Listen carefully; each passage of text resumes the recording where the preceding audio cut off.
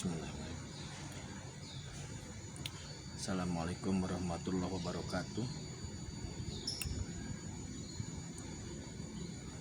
Dengan selalu memanjatkan puji dan syukur, dan kita seraya memohon rahmat, berkah, lindungan dan bimbingan Allah Subhanahu wa taala. Kami tim Raja Wali Nusantara kembali akan memberikan opini-opini yang bisa jadi yang tidak perlu diukur kadar kebenarannya. Jangan lupa selalu terapkan protokol tauhid, maksiat distancing, dan bertaubat untuk menjaga berlindung kita pada Allah dari virus corona ini. Pada kesempatan kali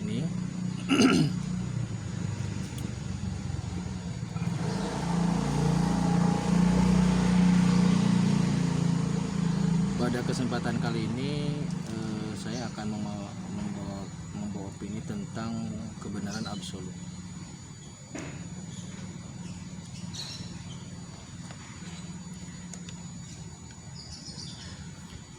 Jadi maksudnya begini, ada sebuah kisah yang terjadi di masa perang, di masa Rasulullah. Dalam kisah itu seorang sahabat meninggal dunia karena terkena anak panah. Saya lupa detail perangnya ya. Yang jelas sahabat tersebut meninggal karena terkena anak panah. Kemudian sahabat berbangga ya, dalam artian karena pada waktu itu para sahabat itu berperang menyongsong mati syahid gitu. Jadi para sahabat berbangga karena temannya atau saudara lain sudah menyongsong mati syahid. Kemudian apakah benar sahabat tersebut mati syahid? Baik. Dalam menentukan sebuah kebenaran itu harus menggunakan 3 parameter. 3 parameter tersebut adalah religi, intelektual, dan spiritual. Disingkat RIS. Saya bolak-balik lah biar beda.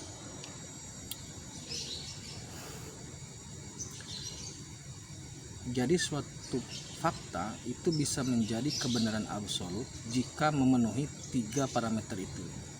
Jika telah diverifikasi kebenarannya oleh 3 parameter itu. Semisal begini. Sekali lagi, sebuah fakta bisa diverifikasi kebenarannya ketika sudah melalui 3 tahapan itu.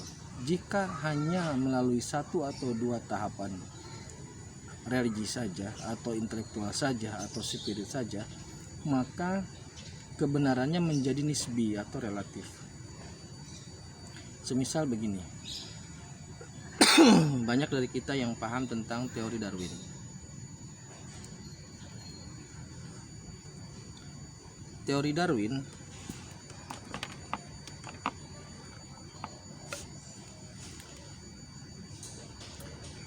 Darwin itu bisa jadi memang memenuhi unsur intelektual. Tapi ketika dilakukan konfirmasi dengan religi, batal gitu. Karena faktor intelektual di sini, unsur intelektual di sini kontradiktif atau tidak seiring, tidak linier dengan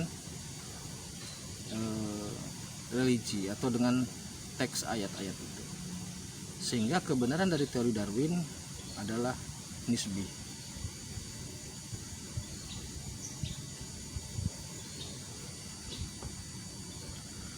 Kemudian ada lagi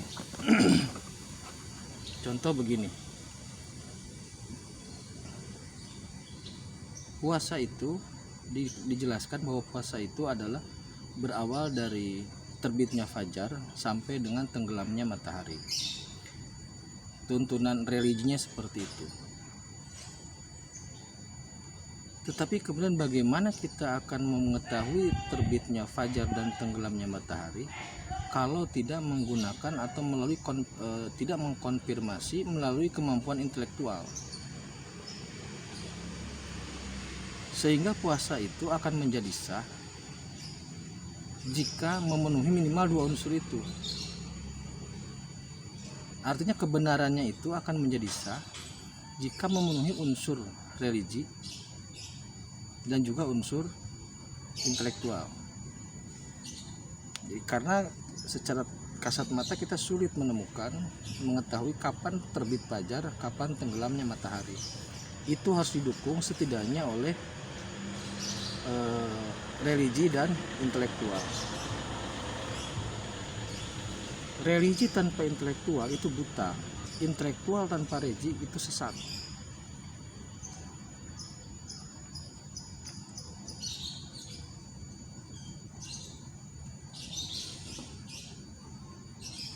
Nah, dua contoh tadi merupakan atau fenomena atau fakta yang baru dikonfirmasi oleh dua hal gitu loh, religi dan intelektual. Kita kembali ke kejadian atau kepada kisah para sahabat tadi. Sahabat itu meninggal karena terkena panah musuh gitu. Dan sahabat yang lain mengatakan bahwa orang yang meninggal tersebut itu syahid. Secara literatur atau secara teks, orang yang berperang atau berjihad di jalan Allah itu syahid. Kemudian faktanya memang dia sedang berperang di jalan Allah. Ukuran intelektualnya, ukuran akalnya, maksud intelektual sini akal ya, ukuran akalnya memang dia meninggal karena anak panah. Dua hal tadi sudah terpenuhi. Tapi satu hal lagi, ternyata Nabi mengkonfirmasi waktu itu bahwasanya orang tersebut tidak mati syahid. Sahabat kaget, kenapa ya Rasulullah? Karena ternyata dia mati dalam keputusasaan. Jadi Nabi mengkonfirmasi, mendapat pengetahuan langsung dari Allah bahwasanya orang tersebut memang terkena anak panah, tapi anak panah itu tidak membunuhnya. Tapi karena dia kesakitan dan ingin mati syahid, kemudian panah itu ditancapkan lebih dalam olehnya. Jadi akhirnya dengan konfirmasi dari Rasul bahwasanya panah tersebut ditancapkan lebih dalam dan orang tersebut bukanlah mati syahid. Dalam kejadian ini kebenaran mutlak itu terpenuhi. Satu, secara akal memang situasinya dia terkena anak panah, itu fakta. Secara religi, tekstualnya memang mengatakan kalau orang yang berjuang di jalan Allah mati syahid. Dan secara spirit, Nabi mengkonfirmasi langsung kepada Allah bahwasanya ini bukanlah mati syahid gitu. Jadi kebenaran yang terungkap di situ mutlak. Seandainya saja waktu itu Rasulullah tidak melakukan konfirmasi kepada Allah, maka orang itu dinyatakan mati syahid gitu. Padahal belum tentu gitu. Jadi orang itu matinya tidak syahid itu adalah kebenaran mutlak.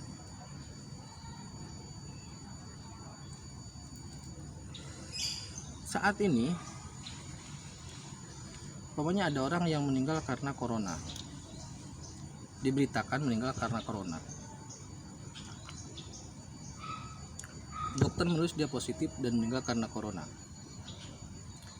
Kemudian dibuka literatur atau dibuka ayatnya bahwasanya memang kalau sudah ajalnya tidak bisa dimajukan ataupun dimundurkan. Sudah ada kesesuaian bahwa orang tersebut meninggal dan penyebabnya corona. Tapi apakah benar itu karena corona? Itu harus ada konfirmasi terakhir, harus ada verifikasi yang terakhir, yaitu verifikasi spiritual. Harus ada orang yang mampu melakukan verifikasi langsung kepada Allah apakah ini corona atau tidak, meninggal karena corona atau bukan.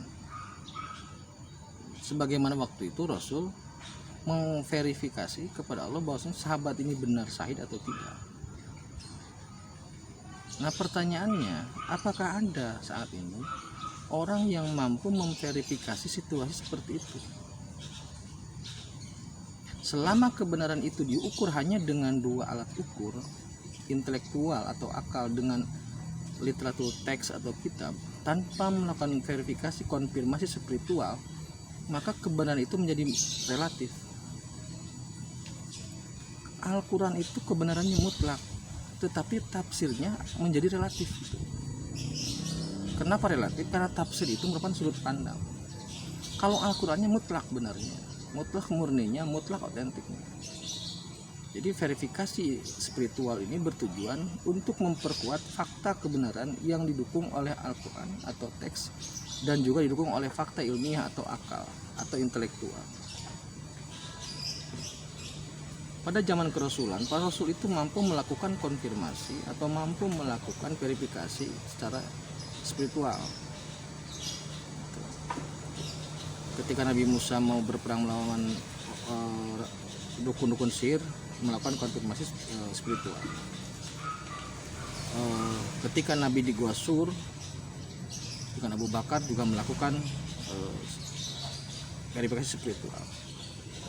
Jadi setiap saat Nabi memang melakukan verifikasi spiritual, sehingga angka atau kebenaran yang Nabi ambil itu bersifat mutlak. Apakah saat ini ada yang begitu? Perlu saudara kita ketahui bersama bahwasanya terjadinya banyak perdebatan, terjadinya banyak faham, terjadinya banyak friksi dalam berbagai hal itu karena kebenaran itu tidak mutlak, tidak absolut. Kenapa kebenaran tidak mutlak, tidak absolut? Karena alat ukur kebenarannya cuma dua, intelektual dan religi atau teks. Sedangkan teks itu multitafsir, banyak yang memaknai berbeda, banyak sudut pandang yang berbeda maksudnya. Tuh, ya. Jadi sekali lagi, apakah memang saat ini ada orang yang mampu melakukan verifikasi spiritual untuk menentukan sebuah kebenaran itu menjadi mutlak?